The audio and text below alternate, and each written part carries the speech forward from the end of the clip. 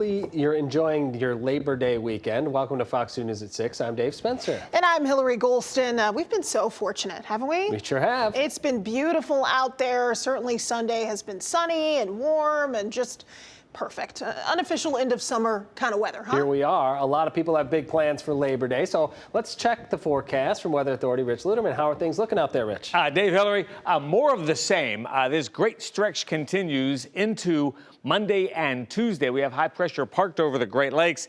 The nearest action in terms of weather is down over Missouri, parts of Iowa, up into the Dakotas, some showers and storms there. But notice for Detroit, for Chicago, up around Traverse City looking good, for the Thumb region, Grand Rapids, Saginaw, even north up to Sault Ste. Marie and Newberry, no problem. Some great weather for the end of August. In we go to early September. Here are the numbers today. 76 on the high side, 51 this morning. It was chilly again to start the day.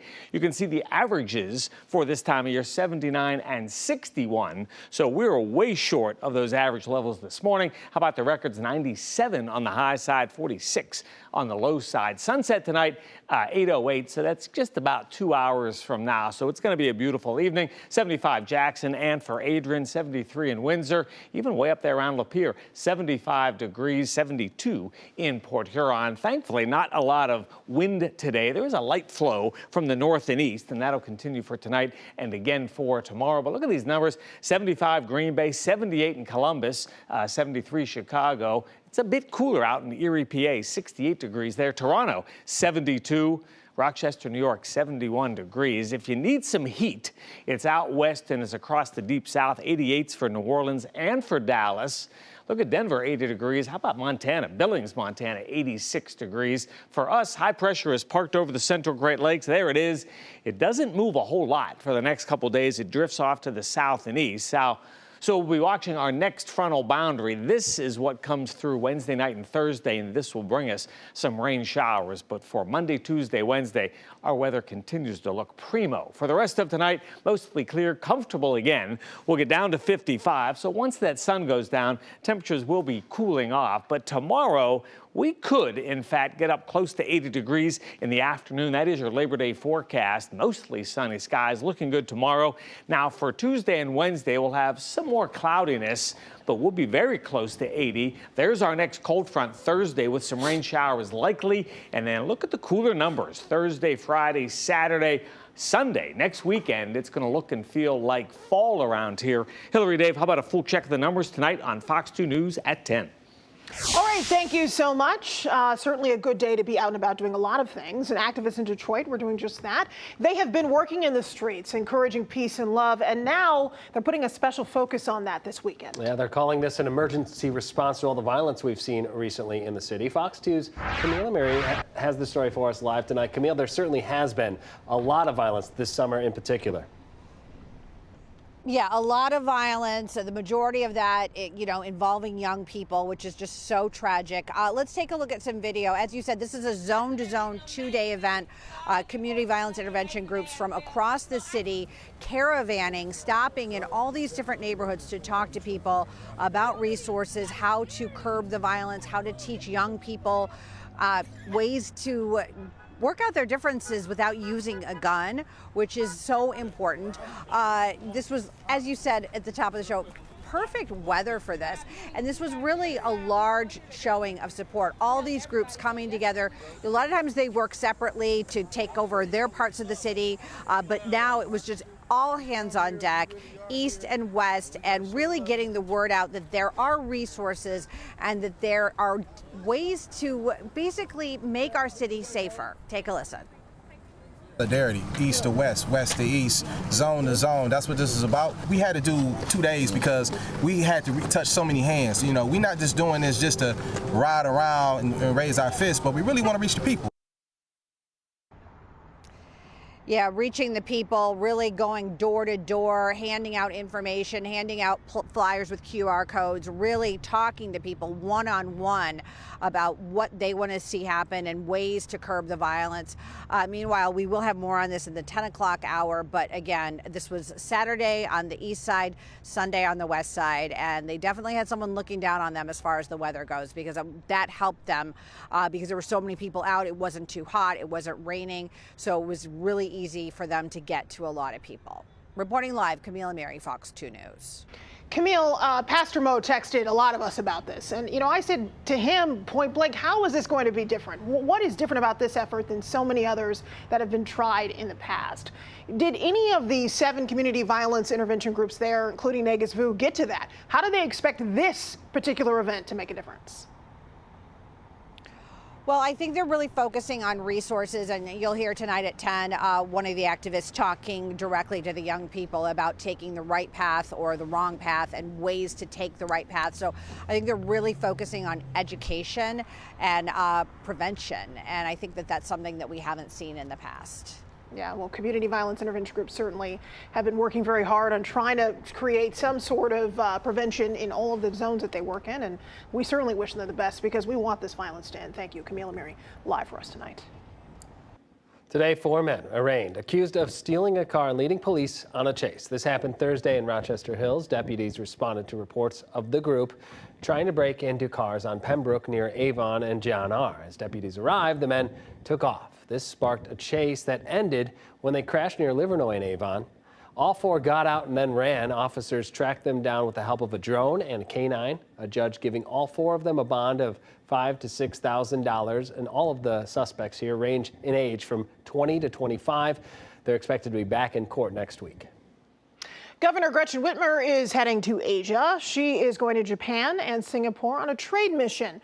The Michigan Economic Development Corporation is joining her in this effort. Now, this will be the first ever official trade mission to Singapore by a Michigan governor. The governor's office hasn't said how long she's expected to be overseas. The clock, though, is ticking in Lansing. The governor and state lawmakers have until the end of September to work out a deal on the budget. President Donald Trump pushing for a major change in how we all vote. In a social media post, he said he'll sign an executive order requiring voter ID from everyone. In addition, he says no mail-in voting, except for those who are very ill or the military. Now, this would create some challenges, first potentially from his own party, then the courts. The president continues to claim that mail-in voting creates opportunities for widespread fraud. Dozens of other countries do allow it. A few weeks ago, he said it's time for this process to end. You can never have a real democracy with mail-in ballots. And we, as a Republican Party, are going to do everything possible that we get rid of mail-in ballots. I would be fine, voting, on election day. Now, a lot of people like having the time to early vote or whatever, and so that's just been built into Florida's system. We do everything we can to get it right every time. We put the pressure on ourselves, quite frankly. We're the ones that are under the microscope to each other. You have a better chance of getting hit by lightning than you do seeing voter fraud. There is instances of it. It's very, very minor. Now, the president has long questioned America's voting system, claiming without evidence that millions voted in 2016 who are ineligible. Then he claimed to have won the 2020 election. All right, well, it is Labor Day weekend, so what you expect to happen will be happening. People will be packing Corktown for the annual Labor Day parade tomorrow. It starts at 9 in the morning. Marchers are going to make their way down Michigan Avenue. The event celebrates the solidarity and the legacy of the labor movement. And the Michigan State Fair continues today and tomorrow. Rides, games, animals, and a lot more, all at the Suburban Collection Showplace over in Novi. This runs until 8 o'clock tonight. Tomorrow's hours are 10 a.m. to 8 p.m. In the downtown Detroit, people are grooving to the sound of a true American original. We're talking jazz. Yeah, and there's some people in studio, too, who are already grooving to this. The world's largest free jazz festival features performances on 4 stages. It stretches from Hart Plaza to Cadillac Square to Wayne State University. It always brings out a huge crowd, and it certainly focuses on people who love music. Everything else the festival has to offer, also a big draw. I try to come every year. We hope that there's enough energy and support to keep this going. You know, it would be a shame to have this go away. Everybody down here in Detroit enjoying themselves. No trouble. Come on down and enjoy the city. Come down and enjoy the city. Good turnout, good people, good fun, good food. All right, and for you jazz aficionados, the Branford Marsalis Quartet takes the stage tonight at the Carhart Amphitheater at 9:15. The festival runs through tomorrow with the final performances beginning their sets at around 5 and 6 o'clock. All right, so you know we always have so much going on. There's also a jam-packed lineup in Royal Oak. For Arts, Beats, and Eats tonight, country singer Randy Houser will take the national stage. And there's even more than that. Fox News' Ingrid Kelly will show us all it has to offer. It's that time of year. 175,000 people over 2 days so far. A sea of people converging on downtown Royal Oak for Arts, Beats, and Eats. We just got named the 24th best art show, fine art show in the United States by Sunshine Artists. The festival living up to its name, offering unique art. Yeah, they're all light fixtures made from different innovations from the 19th century. There's even art for the kids. Come over to the kids' hotspot zone today, paint a mural, do some arts and crafts. And if you're looking for something to groove to, they've got that too. This year's festival features 200 musical acts on several stages, including one sponsored by Soaring Eagle. Without this sponsorship, we couldn't hear these wonderful voices. Well, without these wonderful voices, there wouldn't be a sponsorship opportunity. And at this year's fest, local singers can hit this stage and belt it out for a major cash prize. It's the Arts, Beats, and Eats Star Maker Showdown, and the folks at 526 Piano Bar have put up $10,000 in cash and prizes. $5,000 to the first place winner. And let's not forget the food. We have beef dumplings, pork dumplings, Thai chicken, vegetable, and then we also have shishito peppers. 1 out of every 10 is hot. We do an array of Mexican street corn. We've always got our traditional with cotija, Cheetos, hot Cheetos. We're doing a blue Takis this year. Every year, the fest serves up a major economic boost for Royal Oak. We're talking millions of dollars for Royal Oak, probably tens of millions for the regions. And you still have time to cash in on all the fun. Arts, Beats, and Eats wraps up on Labor Day.